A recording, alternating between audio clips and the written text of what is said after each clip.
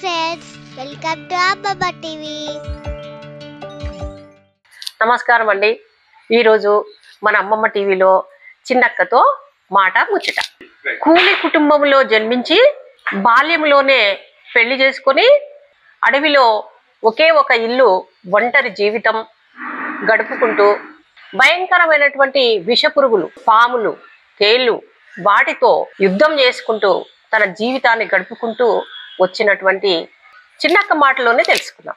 నమస్తే చిన్నక్క. నమస్తేనండి. మీకు సోమలక్ష్మి అనే పేరు ఎవరు పెట్టారు? అమ్మ పెట్టింది. అమ్మ నాన్నల సంతానం. మేము 5 అక్కలు చెల్లెండం, ఆడోళ్ళం. 2 మగోళ్ళు, నేను రెండోదాన్ని. మీకు బాల్యంలో పెళ్లి అయింది కదా, మీకు అప్పుడు వయసు ఎంత? నా వయసు 9 ఏళ్ళకి అయింది. సో చిన్న వయసులోనే పెళ్ళి అయింది. పెళ్ళి అయినాక ఇక అత్తగారింటికి పంపించారండి. పంపిస్తే ఇక అక్కడనే సంసారం చేసుకుంటా ఇక అంత ఇంత ఇక 15 ఏళ్ళకి వచ్చిన. ఇక 15 ఏళ్ళకు పెద్దోడు పుట్టిండు. ఇక పెద్దోడు పుట్టినాక ఇక అత్త మామలు కూడా ఏరేసిండ్రు, ఏర్పాటు చేసిండ్రు. ఇక అట్లనే ఆ పిల్లగాన్ని సవరించుకుంటుంటేనే అట్లనే ఉండే వరకు రెండోడు వచ్చిండు. రెండోడు వచ్చినాక సరే మళ్ళా 2 సంవత్సరాలకు మూడోడు వచ్చిండు. ఇక అడవిలోనే ఒక గుడి చేసుకొని ఇక అక్కడనే జీవితం అంతా అక్కడనే గడుపుకుంటా ఇక ఉన్నాం. ఇక కాలాలు కాక పంటలు కూడా పండకపోయేది. పంటలు పండక తిండి కూడా చాలా తిప్పలు ఉండేది. ఇక అట్లనే మళ్ళీ మూడోడు వచ్చిండు. మూడోడు వచ్చినప్పుడు చాలా కష్టాలు పడ్డాయి. ఇక ఒక ఎలక కరిచింది. ఎలక కరిచి బాగలేక అక్కడిక్కడ తిరిగిన, అంత ఆసిపోయినా. ఆయనకు కూడా పాలు ఇయ్యలేదు. పాలు ఇయ్యక మళ్ళీ తిప్పల పడ్డా. చాలా కష్టాల పడి మళ్ళీ వచ్చిన బాయికాడికి. అడవిలోకి వచ్చి మళ్ళీ అడవిలో జీవించుకుంటా బతికి ఇక అట్టనే మళ్ళీ ఒక ఆడపిల్ల వచ్చింది. ఇక వాళ్ళు వీళ్ళందరం అడవిలోనే జీవించిన. పాములు, తేళ్ళు, ఇల్లు కూడా మంచిగా లేదు, కురుస్తుంది. అంత వానలకు కూడా తిప్పల పడుకుంటా ఇక అట్లనే ఇక వాళ్ళు జర పెద్ద అయినరు. మీ పిల్లలు చదివించుకోవడానికి సౌకర్యాలు ఏమీ లేవు. దూరం ఉంటిమి, అడవిలో ఉంటి నేను. వాళ్ళకి చదువు లేదు, ఏమి లేదు. ఇక వాళ్ళు మాతోటి కష్టం చేసుకుంటా వాళ్ళు గట్టినే ఒక తాడు ఉండి ఇక అట్లనే పెద్ద అయినరు. పెద్ద అయ్యి అట్లనే వాళ్ళకి ఇక పెళ్లిళ్ళు చేసినాం. పెళ్లిళ్ళు చేసిన తర్వాత ఇక ఈ ముసలాయన జరిగిపోయిండు. ఇక మీ భర్త కూడా చనిపోయిండు. ఇక చనిపోయినాక 7-8 సంవత్సరాలు అయింది ఆయన చచ్చిపోయి. ఇక చచ్చిపోయినాక ఈ పిల్లలు అటు ఇటు ఇక అక్కడక్కడ పోయినరు. వాళ్ళంతా వాళ్ళు బతుకుతుర్రు. ఇక నేను అడవిలోనే ఉన్నా.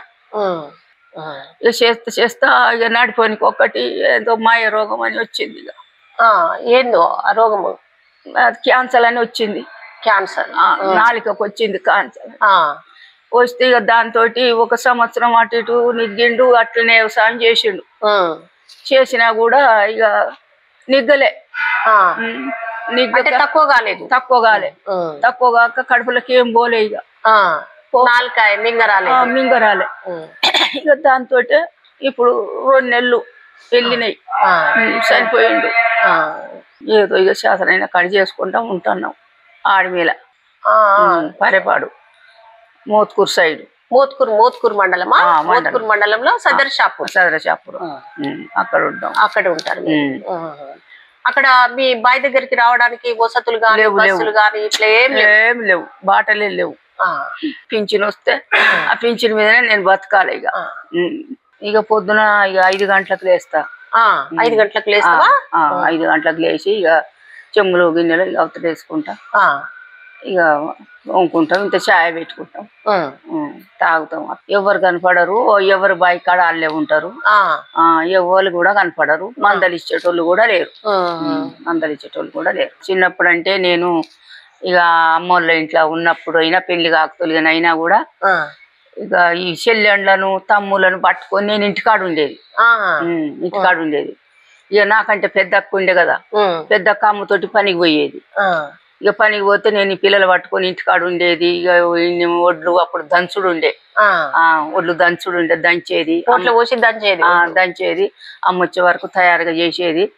ఇక అక్కడ ఓ కాలువ పోయేది, అందులో నీళ్లు తెచ్చేది, గోలెన పోసేది, ఇక ఆడుకునేది. నాకు అప్పుడు ఉన్నారు దంటగాండ్లు, గొల్లల పిల్లలు ఉంటే ఇక వాళ్ళు నేను పని దెబ్బ చేసుకునేది. అందరం కలిసి చేసుకొని ఇక అవతల పొయ్యి ఆడుకునేది.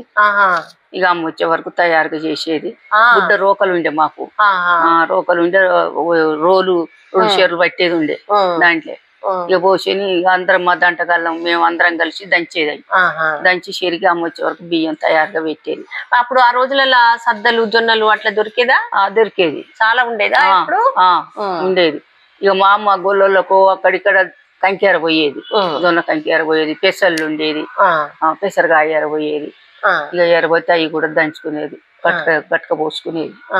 గట్క మంచిగా తినేది అప్పుడు ఆ రోజులలో దొరికేది. గట్కే ఉండే ఎక్కువ. ఇక సద్దలు మా అమ్మ 2 షేరు అని రోట్లో పోసి దంచేది. ఇక దంచితే ఇక నేను మంచిగా పిండిలాగా ఇట్లా ముద్దలాగా ఉండేది. అవి సద్దలు ఉంటే ఇంత ముద్ద తీసుకొని ఆ లంగాలు ఉండే, లంగాలు కట్టుకునేది.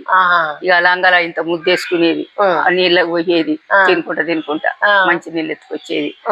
ఇక ముద్దలు ఇక గట్టుకుడు కాగానే ఇంత అండ గుంటోలుగా చేసుకొని నెయ్యి వేసుకొని చింతకాయ పచ్చడి పెట్టుకొని అద్దుకుంటా తినేది. సద్దగట్ట కాలువలు నీళ్ళు తెచ్చుకునేది. గాడి ఇక్కడ ఈడకునో గోలెవనకి ఎత్తుకొచ్చేది. మంచి నీళ్ళకో బల్చకాయ బండ అని ఉండే, ఆ బండ కడిగి ఎత్తుకొచ్చి. మా అమ్మ వాళ్ళది కూడా పరిపాడేనైతే ఇక పడిశాలకే ఇచ్చారు మా అమ్మను కూడా. పడిశాల మా తల్లిగారు. అంటే ఇప్పుడు మీ అమ్మ వాళ్ళ అమ్మ ఊరు పరేపాడు, అయితే అక్కడ నుంచి పడిశాలకి ఇచ్చారు మీ అమ్మను. మా అమ్మని. సో అంటే మీ అమ్మ వాళ్ళ ఊరు పెద్ద పడిశాల.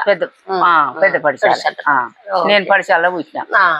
నీ తర్వాత చెల్లెళ్ళు తమ్ముళ్ళు ఉండేసరికి ఆ వయసులో నువ్వు ఆ పిల్లలు పట్టుకుంటా నువ్వు ఉండేదాన్ని.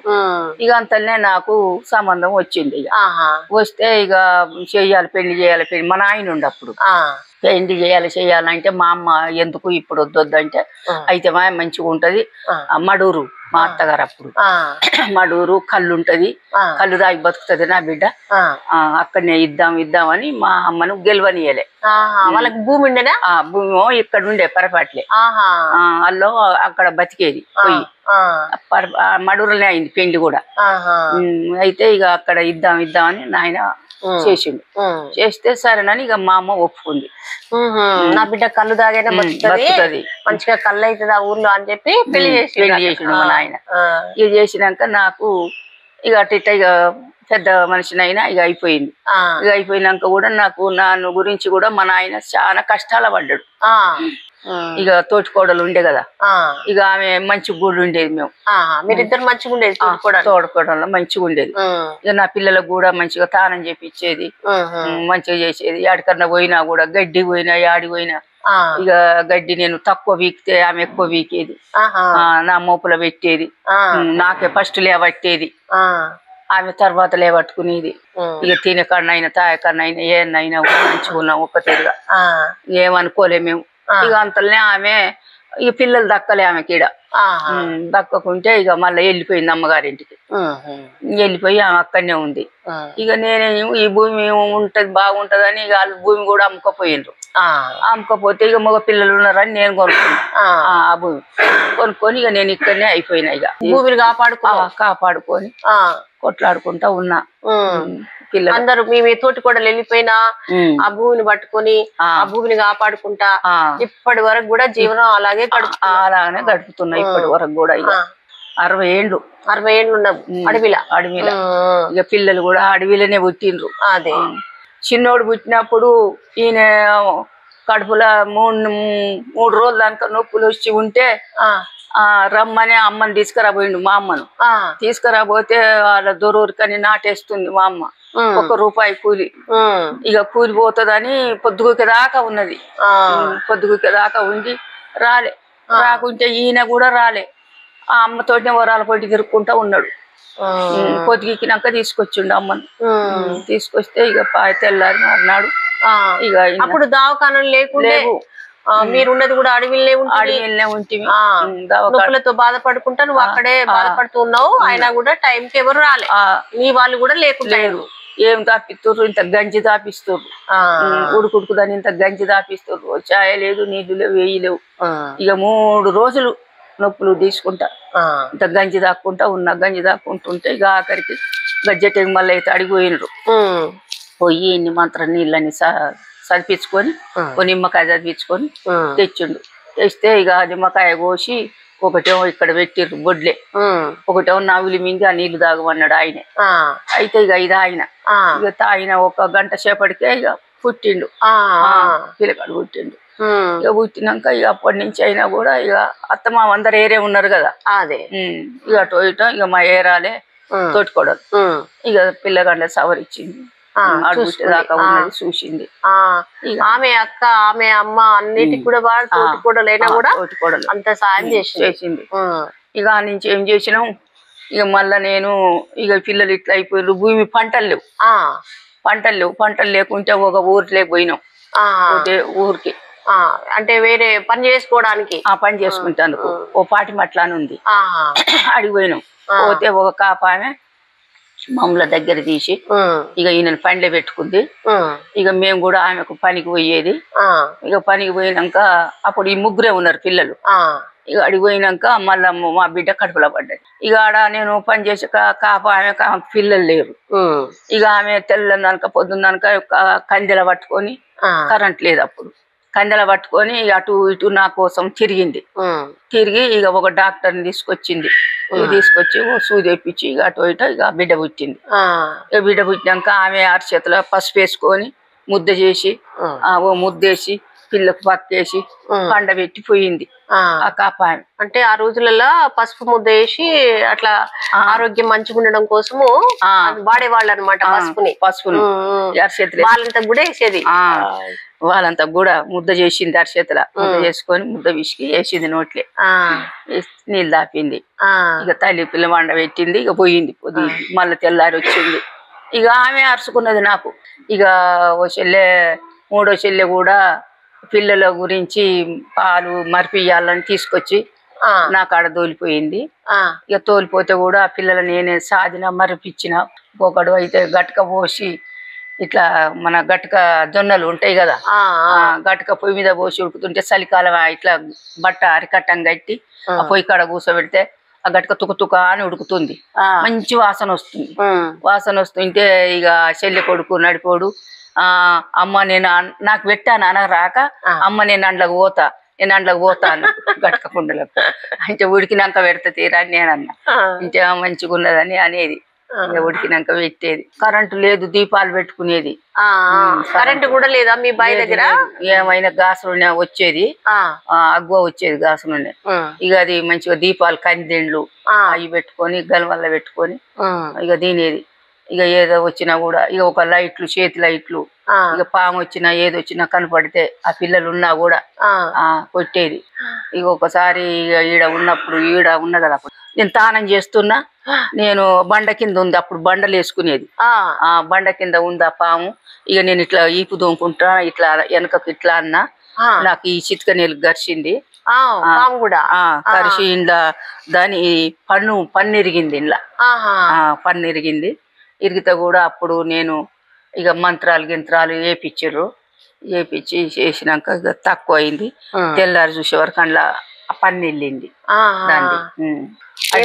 ఏం పాము కనపడలే. ఇక అది కనపడలేదు.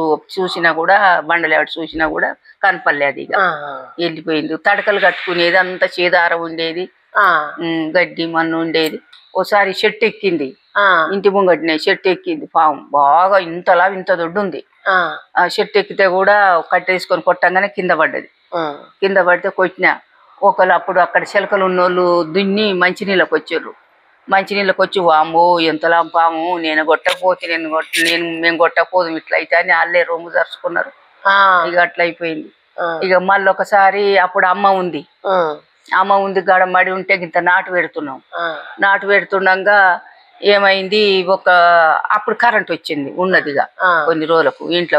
అంటే బాయి కరెంట్, ఇంట్లో కరెంట్ కాదు, కొంచెం వెలుతురు పెట్టుకునేది. అయితే ఆడ ఎల్తూరు ఉన్నది. ఎల్తూరు ఉంటే ఒక పాము వచ్చింది, తాసుమామె వచ్చి చిన్న పాము ఉన్నది, దీన్ని మింగుతుంది. ఆ పాముని మింగుతుంది. మింగుతుండగానే కుక్క ఏం చేసింది, మంచి కుక్క ఉంది అప్పుడు. అప్పుడు మీకు ఇచ్చే కుక్కలు మంచి కుక్క ఉండగా అది వరకే ఉన్నట్టుంది. మంచి కుక్క ఏం చేసింది, అది దాన్ని చూసి ఒక్కటే మొరుగుతుంది. దాన్ని కూర్చొని అమ్మ నేను నాటు పెడుతున్నాం. మొరుగుతా ఉంటే చూసిరాపో అమ్మ, చూసిరాపోమ్మని మా అమ్మ అన్నది. అంటే సరే అని నేను వచ్చి చూసే వరకు ఏముంది, ఆ గుంట నిండా పడినదో మోకున్నట్టే ఉంది. మనం అప్పుడు మూటలు కొట్టే మోకున్నట్టే ఉంది, ఇంతలా ఉంది. ఇక చూసి కట్టె తీసుకొని దెబ్బ కొట్టగానే చిన్న పాము ఉరుకుతుంది నోట్లంగా. దీన్ని కొట్టంగానే దీన్ని కొట్టి ఇది కదులుతలేదు, అది ఉరుకుతుందని ఇక దాన్ని ఫస్ట్ కొట్టేసిన. దాన్ని ఫస్ట్ కొట్టి ఇక దీన్ని కొట్టిన. దీన్ని కొట్టితే టప్ప ఇక దాన్ని కొట్టి ఇక అది ఇది ఒక పెంట తట్టలు ఉండే అప్పుడు. పెంట తీసుకున్నాను తట్టలు. ఇక తట్టలు ఎత్తే తట్ట నిన్నది, పెద్ద పాము తట్ట నిన్నది. ఇక వచ్చే మోటార్లు అంటున్నారు కదా, మోటార్లు కొట్టేదా? బావులు ఉండేనా మీకు? బావులు ఉండే అప్పుడు, కరెంట్ లేదు. ఎడ్ల కట్టుకొని మోటార్ కొట్టేది. మోటార్ కొట్టి నీళ్ళని బయటికి తీసి పొలాలకు పోసేది. బొక్కన ఉంటది, తొండవని ఉండేది ఇంత పొడుగు.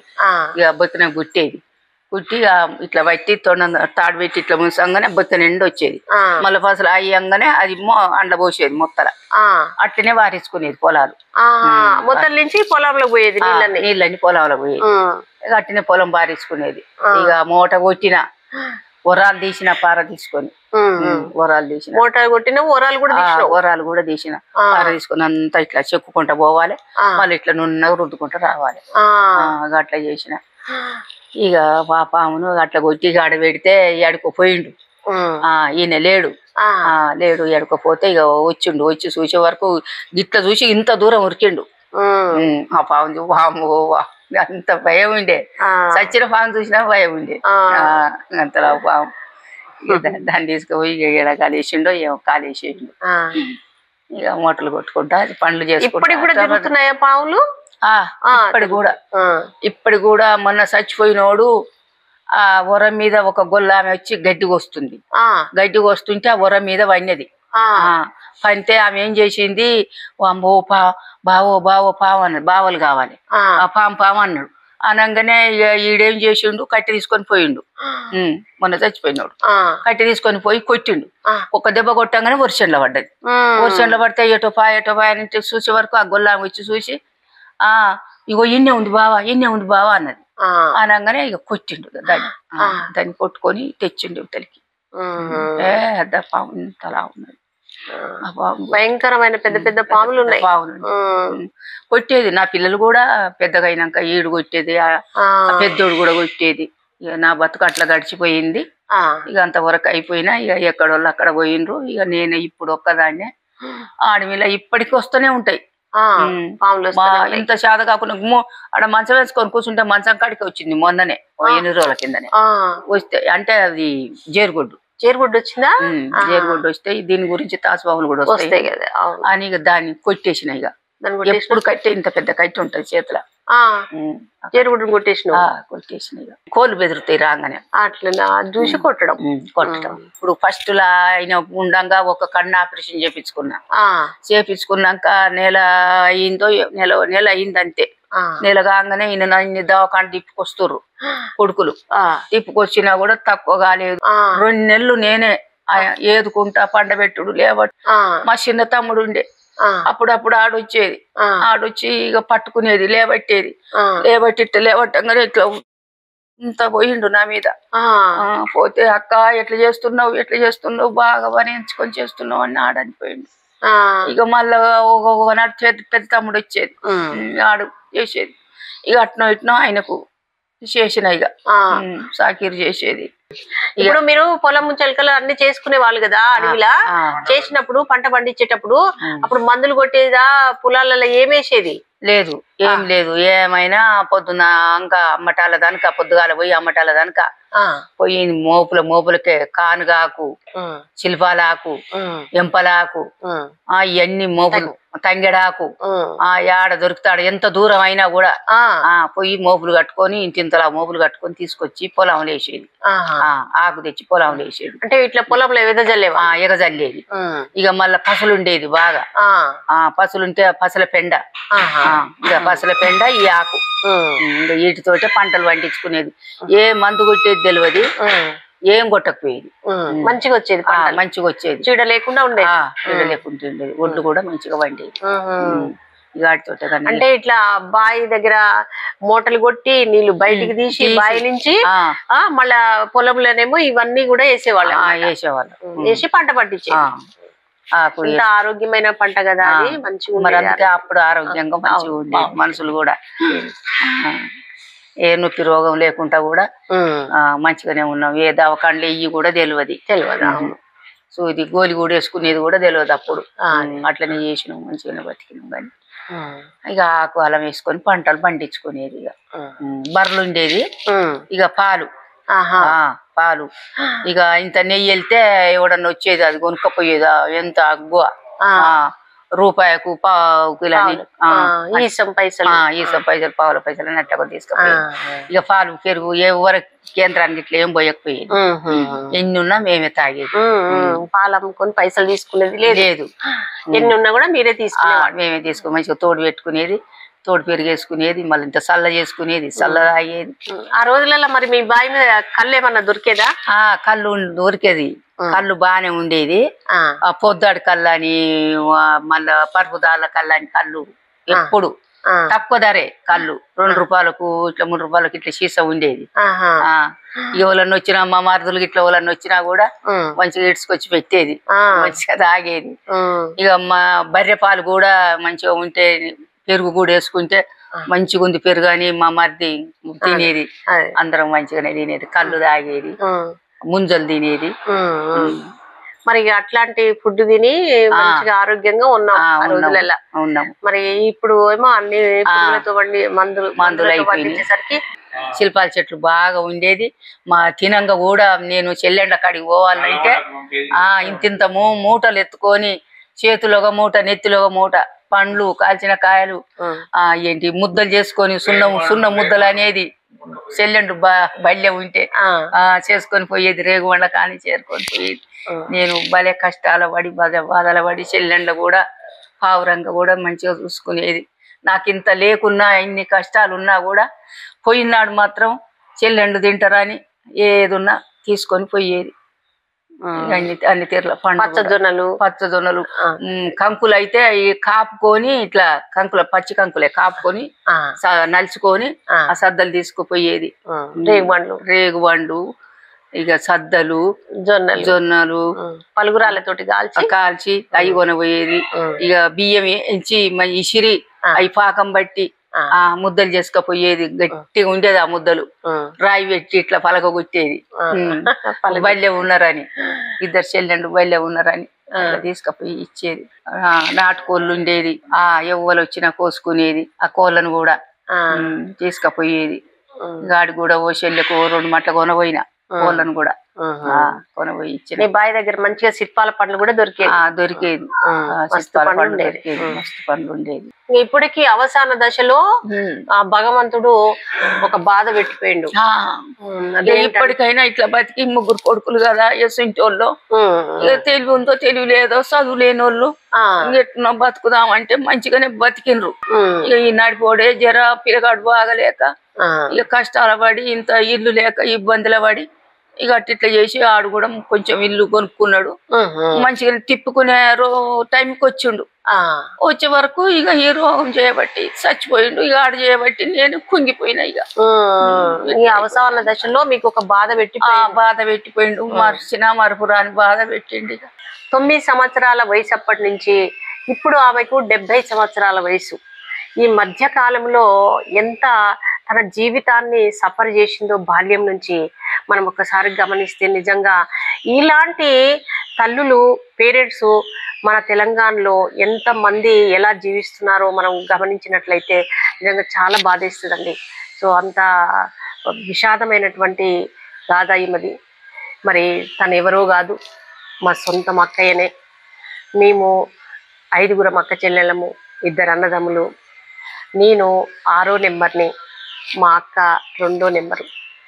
సో నా చిన్నతనంలో అక్క వాళ్ళ ఇంటికి వెళ్ళేదాన్ని చదువుకుంటూ. మా అమ్మ వాళ్ళు పెద్ద పాఠశాలలో ఉండేది కాబట్టి మేము చదువుకోవడానికి కొంచెం వసతులు ఉండేది కాబట్టి మేము చదువుకునేది. సెలవులు వచ్చినప్పుడు అక్క దగ్గరికి వెళ్ళేది, అక్కకు పనిలో సహాయం చేసేది నేను. మళ్ళీ వాళ్ళ పిల్లల్ని కూడా పట్టుకోవడానికి నేను వారం 10 రోజులు సమ్మర్ హాలిడేస్ వచ్చినాయంటే పట్టుకోవడానికి వెళ్తుండేదాన్ని. నిజంగా కూడా ఆ రోజుల నుంచి వాళ్ళ పిల్లలతో పాటు నన్ను కూడా కూర్చోబెట్టుకుని అన్నం గిట్లా వడ్డించి మమ్మల్ని కూడా చాలా మంచిగా చూసుకుంది. అక్క చెల్లెళ్ళన్నా అన్నదమ్ములన్నా అక్కకు చాలా ప్రేమ. అలాంటి కష్టము ఇంకెవరికి కూడా రావద్దనిపిస్తుందండి. సో మరి ఈ సందర్భంగా మీరందరూ కూడా ఆ వ్యక్తికి మనశ్శాంతి కలగాలని, ఎలాంటి బాధ లేకుండా ఉండాలని ఆ భగవంతుని మీరందరూ కూడా ప్రార్థించి, పెద్దవాళ్ళైతే దీవించండి, చిన్నవాళ్ళైతే ఆ దేవుణ్ణి కోరుకోండి. Thanks for watching. Please like, share and subscribe for more videos.